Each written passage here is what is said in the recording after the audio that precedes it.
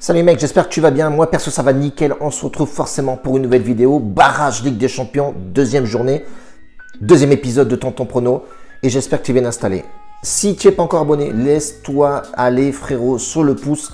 Abonne-toi à cette chaîne et tu auras tout le contenu bien entendu gratuitement. Si tu veux nous rejoindre sur les différents réseaux sociaux, ça se passe en dessous de la description. Et si tu veux nos paris sportifs à nous avec mon équipe, je te laisse nous rejoindre sur Telegram.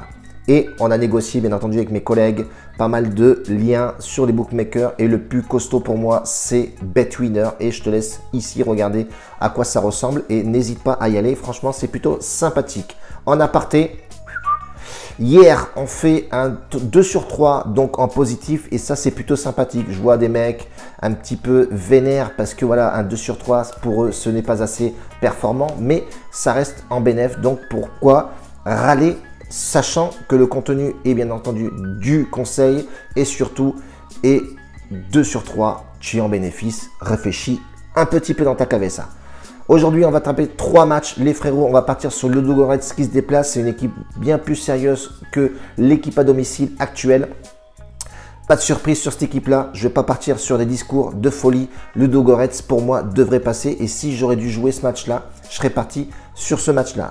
Si tu veux le sécuriser, je t'encourage fortement à partir sur un rembourser si match nul, à voir avec la cote, mais je pense que c'est plutôt pas mal. Deuxième match, ça va être le PSV qui accueille vraiment un gros match. Ça va être Galatasaray, si ma mémoire est bonne. Le PSV est largement dessus. Quand tu regardes les dernières confrontations de ces deux équipes-là, on voit effectivement que le PSV est bien plus costaud que cette équipe de Galatasaray, même si, attention, bonne préparation du côté des Turcs, à voir, mais je pense que vraiment, réellement, avoir la cote aussi si PSV a une cote supérieure à 2, mais je ne pense pas.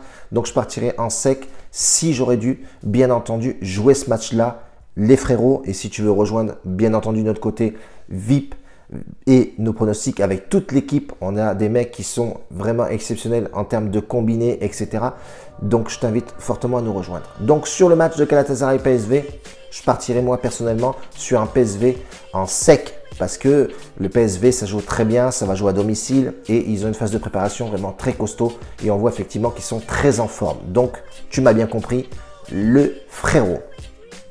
Troisième et dernier match, ça va être les Young Boys qui se déplacent sur une équipe. Alors, Slovénie, Slovénie, je crois que c'est en Slovénie, équipe qui est dernière de leur championnat et vraiment pas très en forme, a très mal commencé. Et on a une équipe voilà, qui Young Boys qui a habitude bien entendu de cette compétition, même si elle est vraiment très jeune dans cette compète. Mais les Young Boys pour moi est largement supérieur à cette équipe de Slovénie, pardon. Donc je partirai plus sur des Young Boys bien entendu avec une équipe bien plus jeune et bien plus robuste que cette équipe Murat, je crois que ça s'appelle. Donc voilà, partira sur les Young Boys aujourd'hui les frérots. Donc vous avez 3 matchs, 3 possibilités de gagner quelque chose. Attention, sécurisez au maximum, tranquillement sur la confiance, l'indice de confiance et surtout gestion de bankroll oblige. Donc si vous jouez sur ces matchs-là, 2 combinés, enfin si vous jouez 2 matchs sur un combiné, je vous invite fortement à placer 2% tranquillement de BK sur le pronostic et j'encouragerais plutôt de le jouer en simple, bien entendu, parce qu'on ne sait jamais en combiné. Souvent, mais ça couac énormément. Attention, les combinés, moi j'adore ça. Donc, si vous voulez jouer un combiné, je vous encourage peut-être à faire un match en sec et l'autre en remboursé si match nul ou en double chance, suivant bien entendu la cote. Mais je recommande surtout le résultat remboursé si nul parce que la cote est un peu plus pimpée les frérots. Donc, je vous laisse là-dessus les frérots. Un bacio a tutti, grazie mille en tout cas pour me suivre. On se rejoint demain. N'oubliez pas, lien de description, tout est posté les frérots. Il n'y a plus qu'à lire, il n'y a plus qu'à réagir, il n'y a plus qu'à balancer de l'action.